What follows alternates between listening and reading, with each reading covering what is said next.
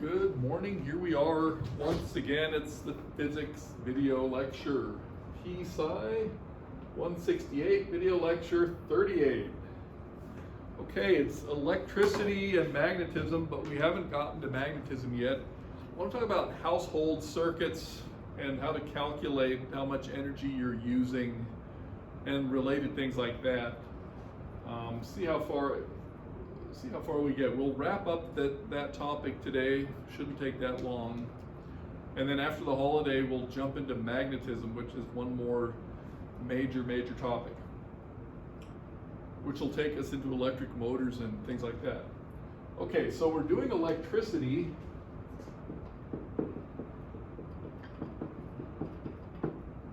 And we'll talk more about household electricity. I already started that. But we'll begin with a picture, and we've got some battery, it's got some voltage. We're going to an incandescent light bulb and going to there. We could even put a switch in here. So if we close that switch, the light will go on. I'll actually draw it with the switch closed, which means that there is some light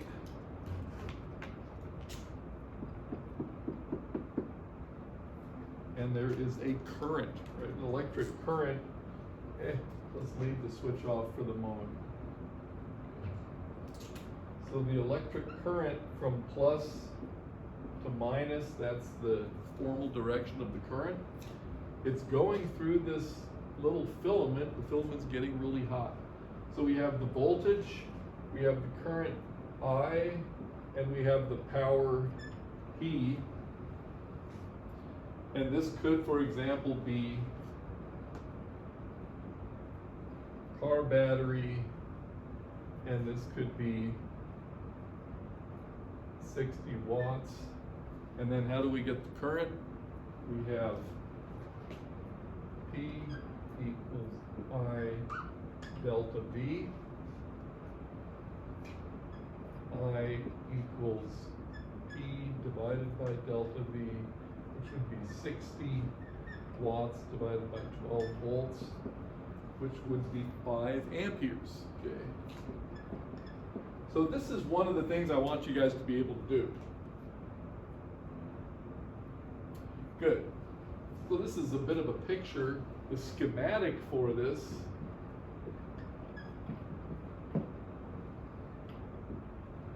is that there's a battery, and the short side is the minus, the long side is the plus, so we'll just label it with delta V. And we're saying all of the resistance here are, and we have the current I like this. So if we have a resistor given, then we have to use, here I'll put the box around this. Then we have to know Ohm's law as well. So we have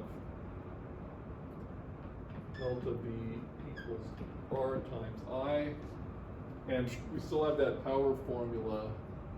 And that's all we're going to need to calculate powers and currents and things like that. And again, we would have this going in that direction. So good. Let me list these formulas once and for all. I delta V,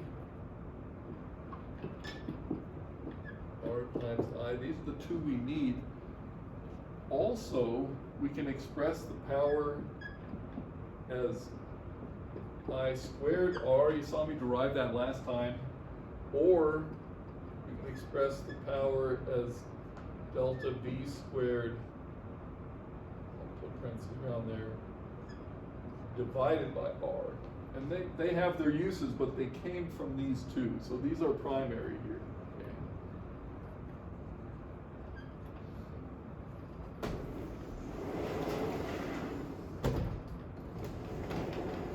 Okay, so I was talking about household wiring, and I said something about circuit breakers. So we have to introduce the idea of a fuse. So we're going to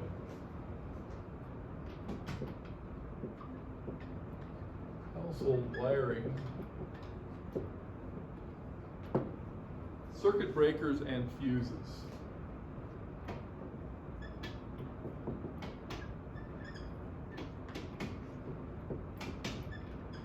Fuse. And in fact, this would be a good place to get a little list going.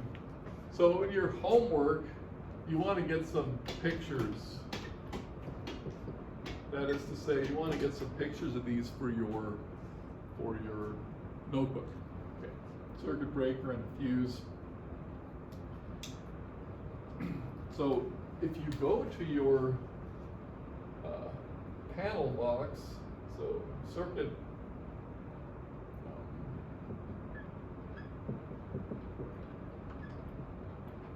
breaker box. Let's go ahead and write that down here. And you open that little handle there, you pull that door open and you look inside and you're going to see labeled circuit breakers. So I just want to note what you have there. In fact, this would also be, you go to your panel box at home, open the cover and then take a picture. What you're going to find are the labeled circuits. So there are plug circuits, plugs, and I said last time 20 amperes. You'll find light circuits, and so for lights, the circuit breaker is usually a 15 amp circuit breaker.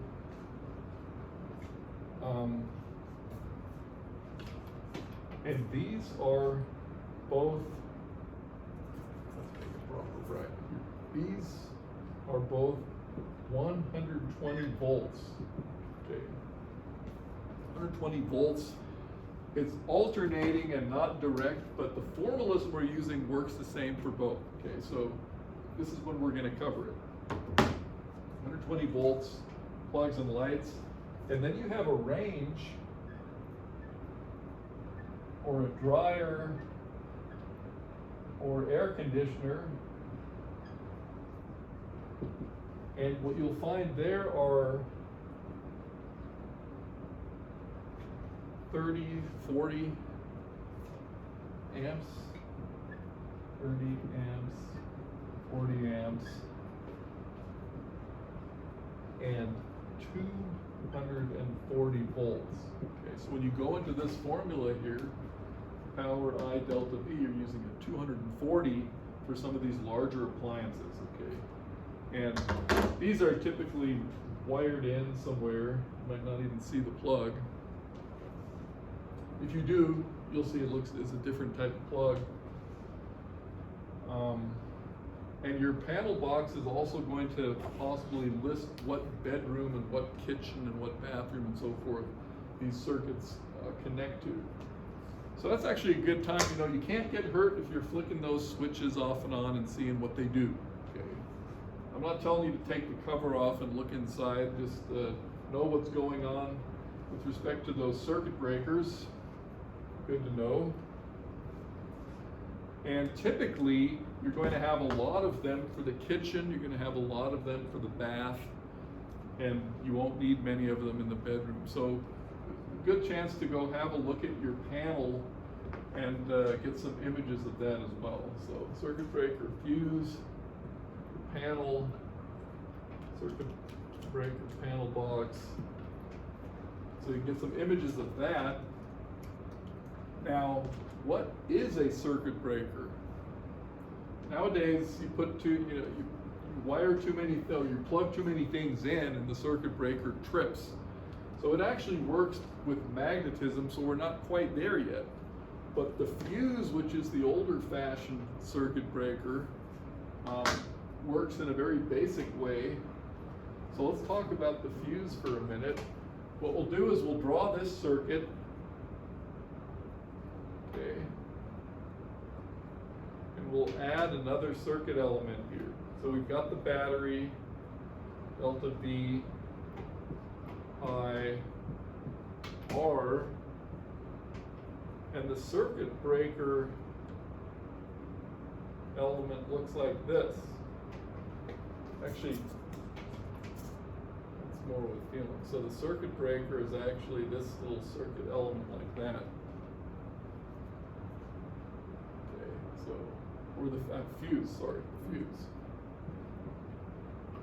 And it's interesting, if you ever saw one of these little fuses in some device, they come in different types, but one type is a little glass cylinder, metallic on the ends, okay, and you make contact on both ends, say wires or something. Inside, there is a thin wire. Thin wire inside. Now there's also a thin wire inside the light bulb, the incandescent bulb, but this thin wire gets very hot, gives off light, and does not melt. This thin wire here, if it gets hot, it melts, and as soon as it melts, it interrupts the circuit. So thin wire inside melts if it gets too hot, and that interrupts the current. Okay, so then the current is ceases to flow, and some kind of damage can be averted. So this is an example of this expression right up here. Okay, power I squared R. So if the current gets too high, the power is too high, and the power, of course, is heat. Okay? And radiated is heat, and it melts it melts that thin wire. So that's what a fuse is. A circuit breaker in your panel box is a switch that automatically trips, and so you don't have to replace it, you just have to find the problem, and then you can switch it back again. Okay, so there we go for household wiring. Let's see what we want next. Yeah, our next project is just to talk a bit about the power and current drawn by different devices. So I think I'll leave the picture up here. Those are the formulas we need.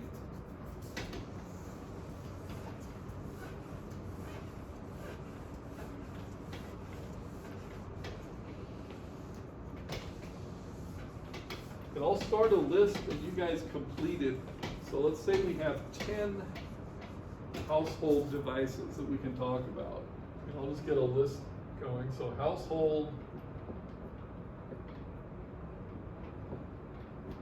devices, and these are going to be 120 volts. Okay, so those are the things you plug in. And suppose we talk first about an incandescent light bulb. And we'll just take as an example 60 watts. And then we want to know about the current. Just as we did before here, we would have I equals P over delta V. Now instead of a 12 volts, it's 120 volts, so we're going to have 1/10 of the 5 amperes. It's going to be 0.5 amperes. So if that's on a light circuit, according to what I just erased here, you could have up to 30 of those bulbs without tripping the circuit breaker. 30 might be a bit too much though, because there would be other currents, namely in the wires themselves, would be generating some heat as well. But that gives you an upper limit on how many you can put there. So you have an incandescent light bulb. Then there is an LED light, and this means light emitting diode. That's an electronic device, very common nowadays. Let's say a little bit about that.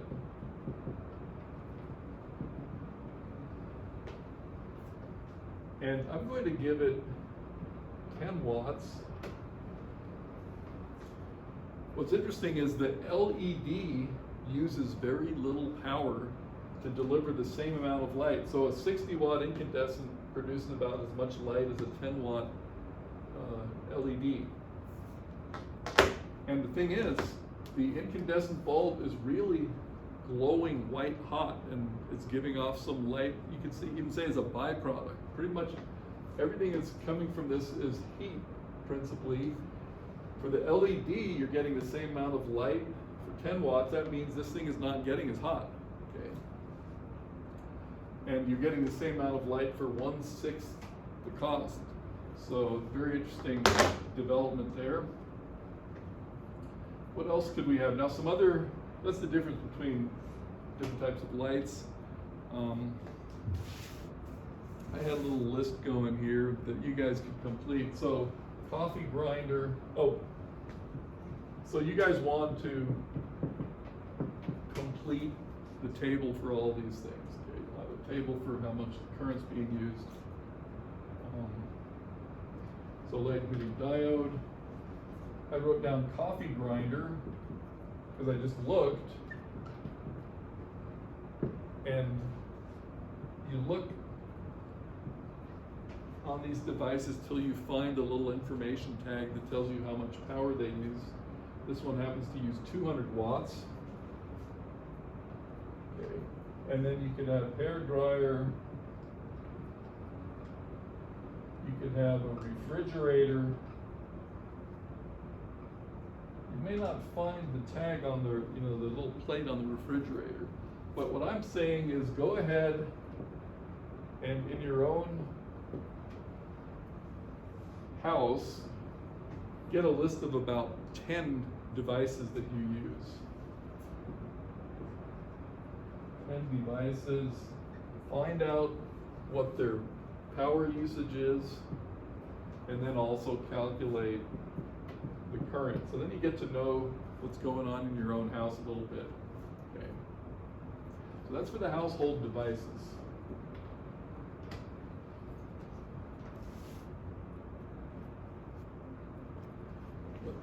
Breakers again. Yeah, anything you want to have pictures of course, is good, especially if it's important.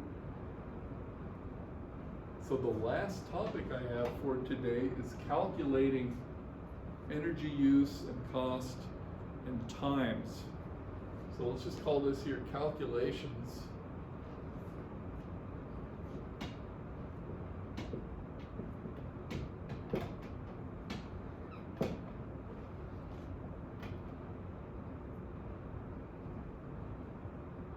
So these examples, this is the kind of thing I want you guys to be able to do. So I'll do these carefully, set them up, you guys fill in the numbers, get a calculator, and make sure you can do them. Get back to me in the email if you need more examples or more help on these. We'll put something like this on the exam when all is said and done. So here's an interesting calculation.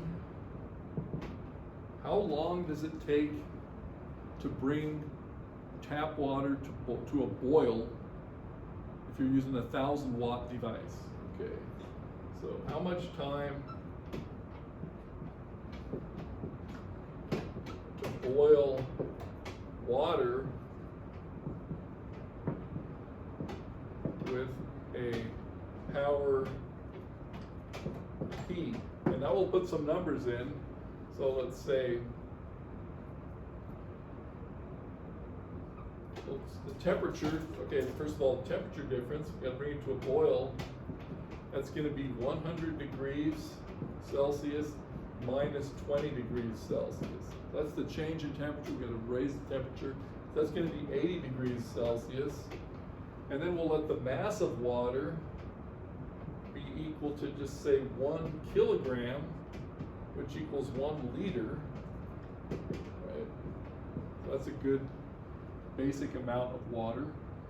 And we will let the power be 1,000 watts. So let's see what happens.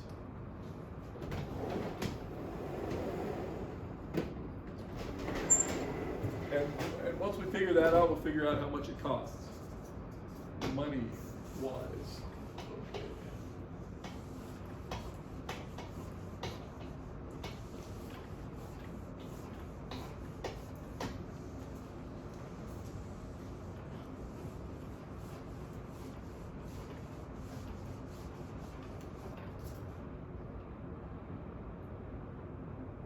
Okay.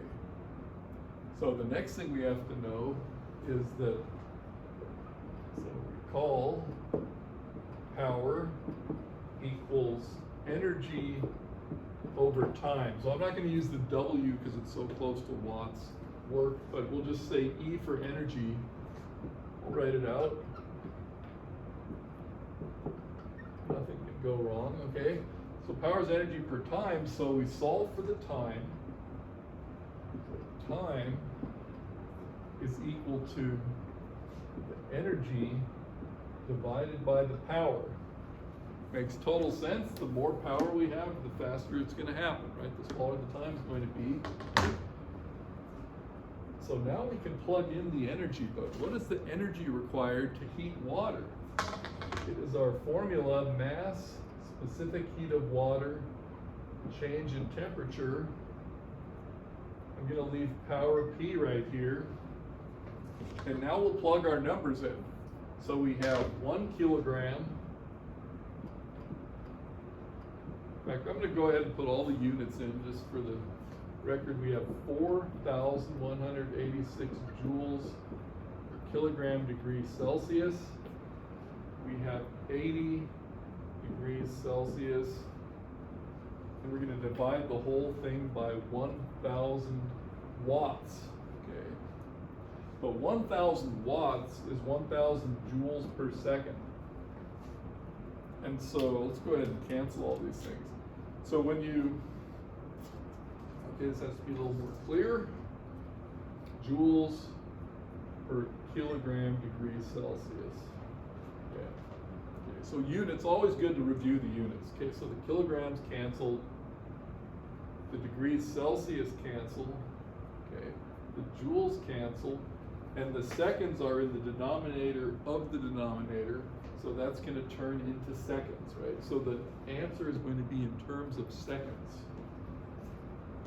Okay, so what do we get here?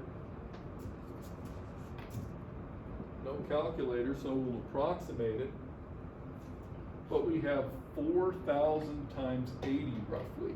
Okay, so 4 times 8 is 32, and then we have a 0 here and 3 more there. So 320,000 divided by 1,000 seconds, so that's about 320 seconds. It's a little more, of course, but that's a few percent. So we're just going to say approximately 320 seconds. And we can even say right now, 320 seconds divided by 60, that's 5 minutes and 20 seconds. So since it was a little more, we'll say approximately 5 1/2 minutes. But I'll go ahead and write the 320 seconds here too.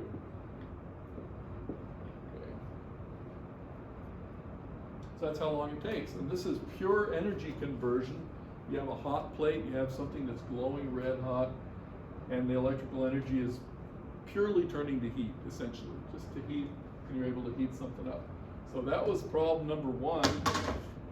And we'll just continue with this example. So yeah, you really want to be able to do this. So yeah, definitely these steps, you know, everything that was here, energy, and then this was the energy required to change the temperature of some substance. Kilograms, specific heat, change in temperature. Okay, what else can we do with this example? We'll do the cost. I think we still have room on this board right here.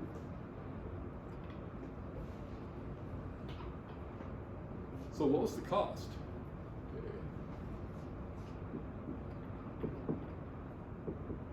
Okay. In say dollars. Okay.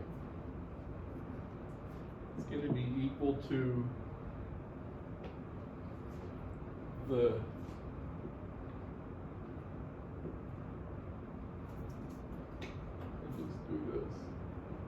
number of dollars per kilowatt hour times the number of kilowatt hours. because that's how we pay. Okay, so that's fine. So I'm just gonna say it's pretty expensive, 25 cents. 0.25. And then how many kilowatt hours did we have here? 5 minutes. Okay. 5 minutes is 1/12 of an hour. Okay. And so this is an approximation again, so let's put a good old approximate sign. So since it's 5/60ths, right, 1/12. Okay. So approximately 1/12 of an hour.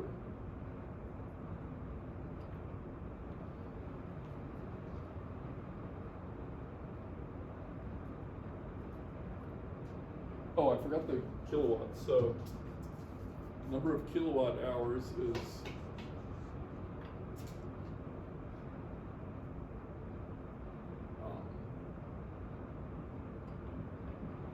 1/12 of a kilowatt hour. There we go.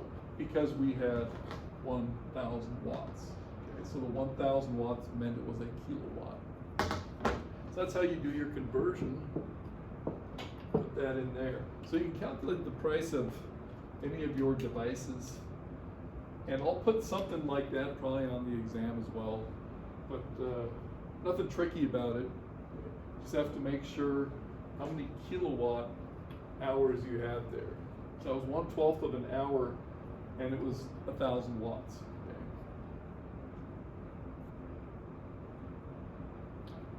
Okay, that may be all we have for today. Let's see. Perfect. Oh, actually, one more really basic topic. Set this up. So we can calculate the time, we can calculate the cost in dollars, and the last thing is actually very basic, but may as well talk about that as well. What's your average power consumption?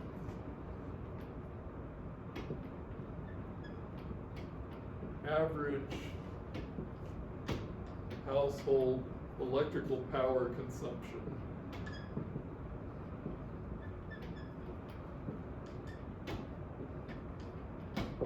Question mark. And here's what you do. You just take the number of kilowatt hours, which you can read right off of your electric bill, okay, or energy bill, divided by the number of hours in 1 month, assuming that you get a bill and pay your bill once a month, okay?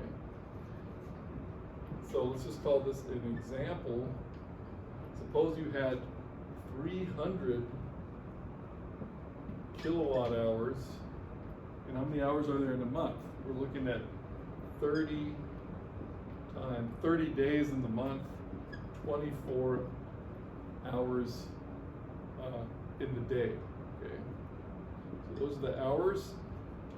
What you cancel now is hours and hours, and your answer is going to be in kilowatts. Okay.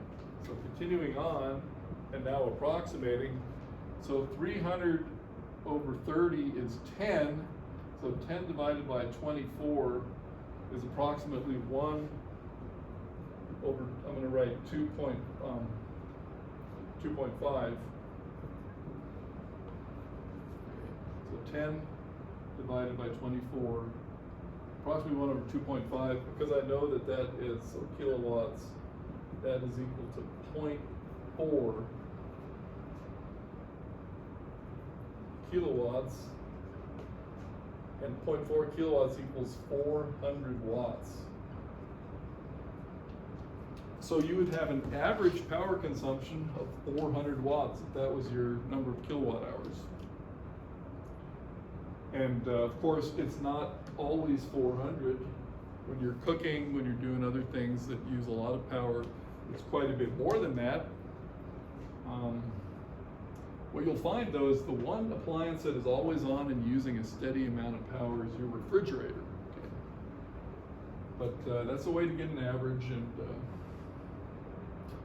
good. So good, we'll leave it at that.